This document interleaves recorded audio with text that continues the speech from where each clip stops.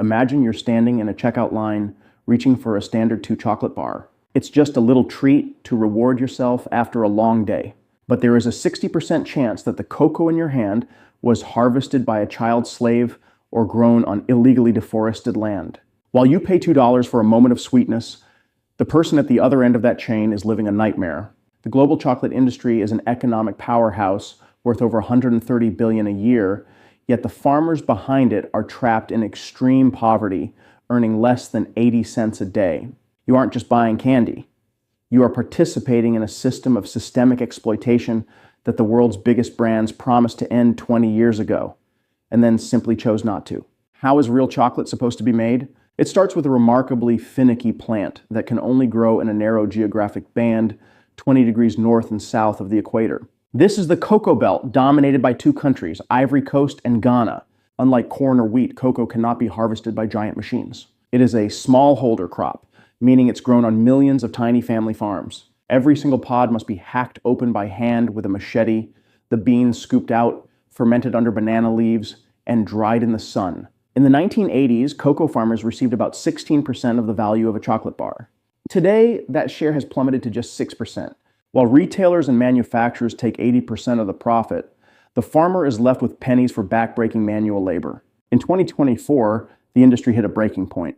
A perfect storm of climate disasters, fueled by El Nino, brought record-breaking rains and flooding to West Africa. This triggered outbreaks of the black pod disease and the swollen shoot virus, which literally rot the cocoa pods from the inside out. As crops failed, supply plummeted.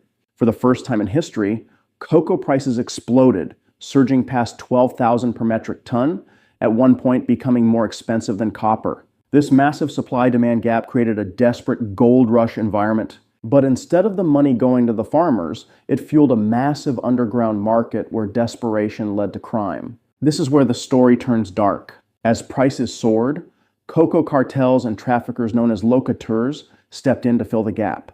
They trafficked children from neighboring Mali and Burkina Faso, luring them with the promise of paid work. Once they arrive at the plantations, the trap snaps shut. These children, some as young as 6, are forced to work for years without pay. They use heavy machetes and spray toxic pesticides without any protective gear. But how does slave cocoa get into your grocery store? Through cocoa laundering.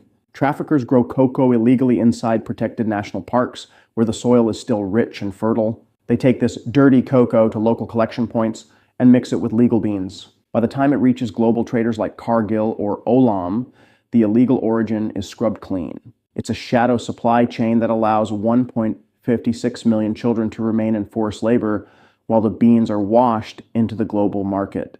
The real plot twist?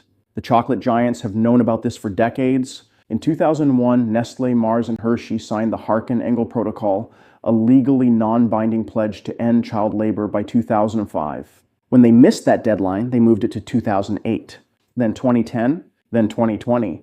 They've spent millions on PR and lawyers instead of paying farmers a living wage. They hide behind a loophole called mass balance. This allows a company to put an ethical or fair trade sticker on a bar, even if the physical cocoa inside came from an illegal farm, as long as they bought an equivalent amount of clean cocoa elsewhere in their system. Governments in West Africa often turn a blind eye because cocoa is their primary GDP driver. Cracking down too hard could crash their economies. Everyone wins. The corporations get cheap cocoa, the governments get their export taxes, everyone except the honest farmer and the children in the fields. You don't have to be part of this cycle. To spot the real good stuff, you need to look past the glossy packaging. Look for direct trade, or bean to bar. These companies skip the middlemen and buy directly from cooperatives, ensuring the money actually reaches the farmer. Check for transparency. If a brand can't name the specific region or cooperative they source from, it's a red flag. Look for brands that avoid the mass balance loophole and offer segregated supply chains. Brands like Tony's Chocolonely, Divine, and Taza are leading the way in 100% slave-free cocoa. Have you ever looked at the back of your favorite chocolate bar to see where the beans actually come from? The power to change this industry starts with your next purchase.